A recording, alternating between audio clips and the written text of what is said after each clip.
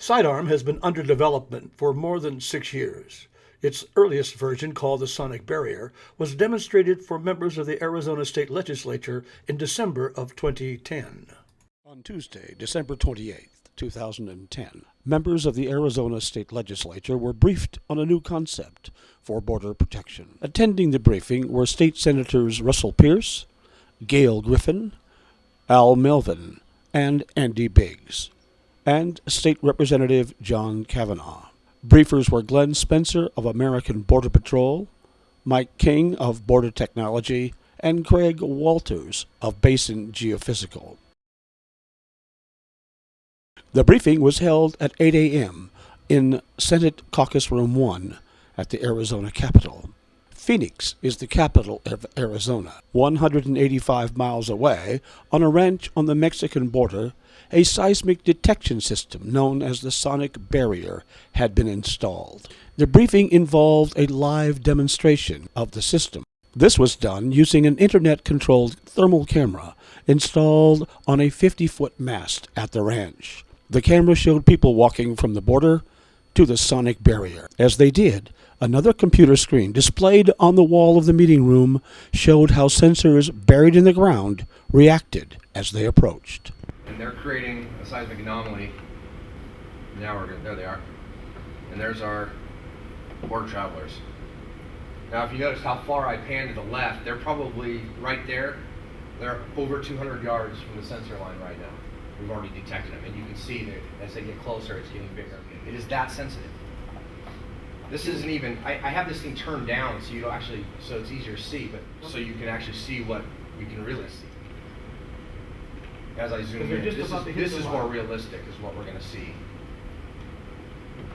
And there you can see how big actually the signal is that they're creating. Kind of give you a little background. I've been looking at these wiggle traces when I'm collecting seismic data for oil and gas exploration for almost 20 years now. And a lot of times I'm just looking at the ambient noise going across, and I could tell just by looking, just visually looking at my screen, whether people were coming across, a pickup truck was coming by, a plane was flying over. I mean, I'm in an enclosed room where I'm doing this recording in a remote location out in the field, and I could actually tell what's going on outside that room by looking at the little wiggles on the line. It's just a trained eye. Now, what Mike's is proposing here is taking this little wiggle trace and turning it into a digital signal, applying an algorithm to it, and actually extrapolating, boom, this is 5 people walking across. This is a mule that's kind of wandering by himself. This is a Border Patrol truck coming down the road. And he'd be able to essentially just automate all this. So all you basically have to do is just turn it on. For the next 6 years, a team worked to refine and improve the technology that was to become SEIDARM. The team consisted of Glenn Spencer, Chief Executive Officer, Mike King, Vice President of Border Technology, Dr. Greg Voss, Algorithm Designer, Rand Talbot, Chief Software Engineer, and Craig Walter, President of Basin Geophysical. This team is still together today. Here is just a sample of what SEIDARM can do today. People red. People red. Vehicle red. Vehicle red. Aircraft red.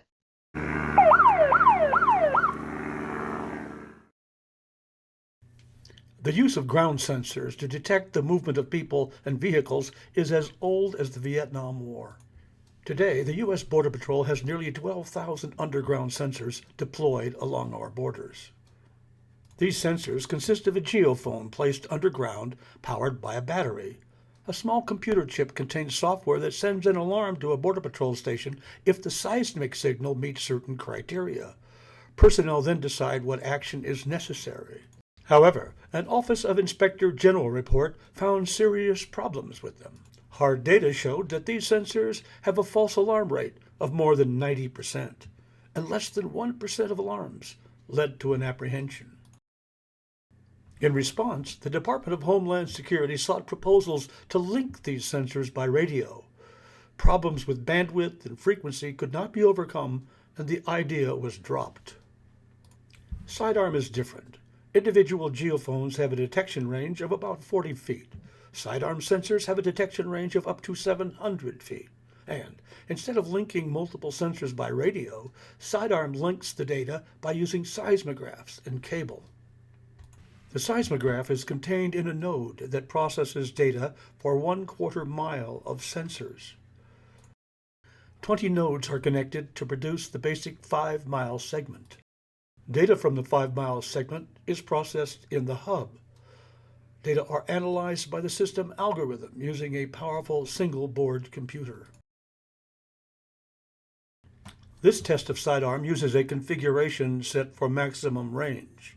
The initial detection is at around 650 feet. The blue line is from a GPS tracking device worn by the test subject. In this test, SEIDARM uses offset pods. This provides better position data, but reduces the point of initial detection. The difference between the blue line and markers is due to the SEIDARM pod offsets. As the test subjects cross the border zone, the rectangular bounding box becomes a square, returning to a rectangle as the subjects move north of the border or end zone. Low-flying aircraft can be heard as they fly over. This sound continues into the earth, and SEIDARM detects it. Aircraft red.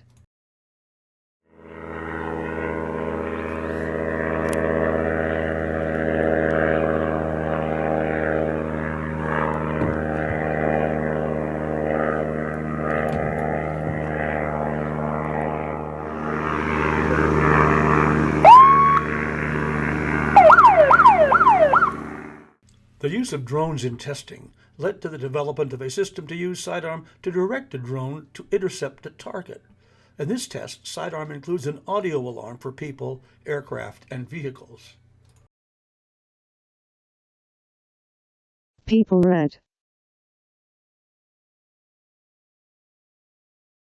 People red. People red.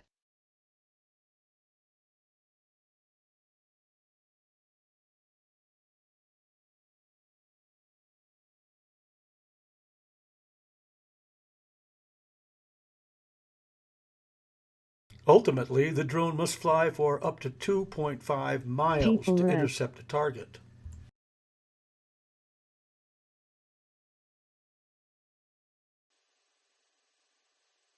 People red.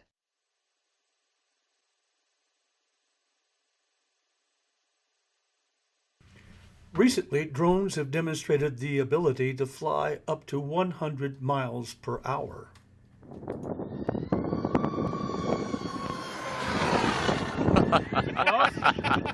Assuming a drone capable of 85 miles an hour, and drones placed at the center of a 5-mile segment, an identicopter could reach the farthest segment in the time it takes a person to walk 480 feet.